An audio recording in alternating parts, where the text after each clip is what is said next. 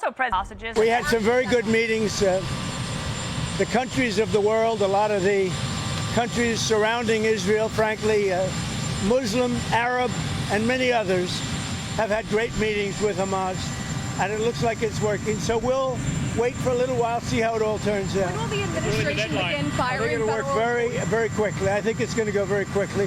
The meetings seem to be very good. We'll find out. We'll let you know soon. Okay, so that was President Trump yesterday. So this is regarding the deal that remains on the table to release the remaining hostages and the war in Gaza. It could be close or it could not. There are indirect talks in Egypt today after Trump's initial deadline for the hostage release passed last night. The president warning of, quote, massive bloodshed if a deal is not reached soon. General John Keane is here for us, and we need you to help sort this out for us. Do you think Hamas will take the deal and release all the hostages at once? Well, I know a couple things. I think they're going to delay the release of the hostages and use all sorts of excuses for doing that. And I think they're going to hold over the release of the hostages. Ahead of that, their position is they don't want to disarm. They're implying they're willing to give up control. But I think if they can keep their weapons, that enables them to maintain some kind of control going down the road in the future. So everybody has reservations here, and certainly the Israelis have the concerns that we just discussed. Hamas doesn't think the Israelis are going to really pull away from Gaza City and go to the border of Israel. And obviously the Arabs have always wanted some definition here of a Palestinian state. There's a pathway to it, but not a definition of one in the deal. And they also wanted some representation from the Palestinian Authority. It's not in the deal. But Palestinians are in it in terms of the Oversight Committee. Yes. The other thing that's operating here and makes it feel different, I really believe all the participants, to include the political leaders of Hamas, maybe less so with the Hamas fighting forces themselves, that if we don't do it now, it's likely not going to get done. And we're just going to return to the war that's been going on now, for almost 2 years. So that, I think, is a sensing that the Arabs have, the Qataris have that sensing, the political masters of Hamas have that, the fighters themselves possibly not, and certainly I think the Israelis are there as well. And the President of the United States has stitched this thing together.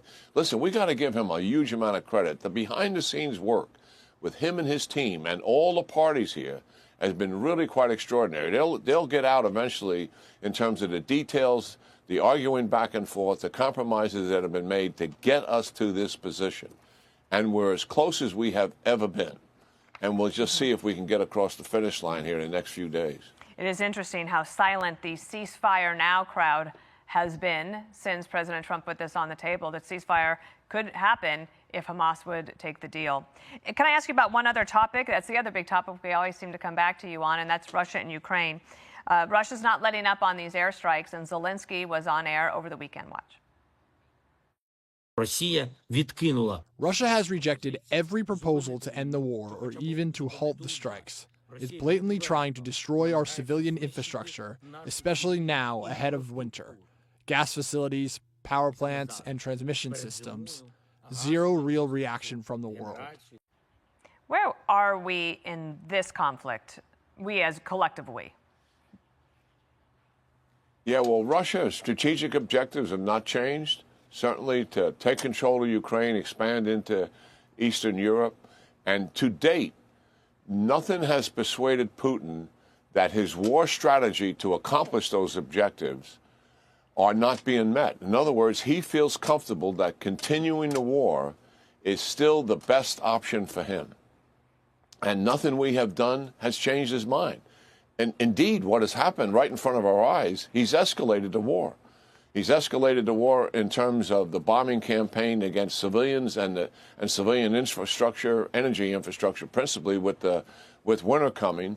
And he's also penetrated into Eastern European countries to certainly undermine the alliance itself, force them to look more at their internal security than helping Ukraine, and just put in doubt the whole circumstance that Russia has imposed on Europe. So, yes, I mean, Putin is steady. He's deliberate. He's ruthless, to be sure, but he's not reckless. These are deliberate, methodical moves that he is making to undermine the United States' will and resolve and undermine the Europeans' will and resolve. That's what he is really about here. And we've got to stay focused on it. We've got to upgun the Ukrainians militarily, and some of those decisions have been made last week, and that's all good. We can't get into the specifics of that. And I still think we got to foreclose on the sanctions and the tariffs, slap them hard in terms of anybody that's purchasing oil, certainly from the Russians. That obviously is China, it's Iran, it's a whole bunch of other countries that are helping to finance this and arm them for sure.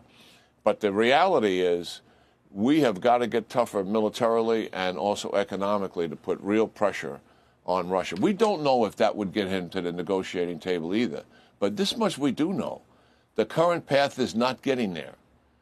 He is staying on his war-fighting path because he thinks it's the best option to achieve his objectives. He thinks eventually Zelensky will cave in and make major concessions, and it will undermine the resolve and the will of the West as well. That's what he is about here. We've got to recognize that strategy that he's got, and we've got to try to take it away from him with more pressure. General Jack Keane with the wise words of the morning. Thank you.